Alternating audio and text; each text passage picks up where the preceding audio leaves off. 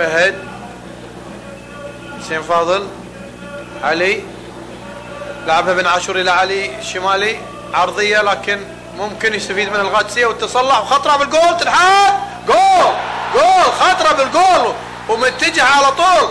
حلوه من طلال العامر، متجه على طول من كره حلوه الى طلال العامر، مسجل في الدقيقه 9، في الدقيقه 9 القادسيه وشكلها جول لانه بتصلحه وما ما حد يعني اللاعبين ما قدامه لاعب، فبالتالي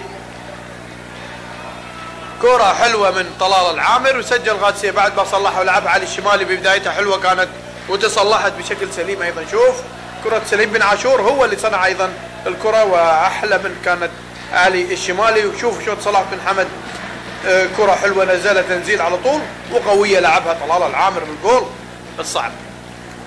اذا جول للقادسية، جول وتقدم القادسية بهدف، حلوة كانت الكرة. وهذه شوف الإعادة مخرجنا ابو مجداد يحاول يعيد لك اكثر من جانب وطريقة حلاوة الكرة لان كانت بدايتها مع سليم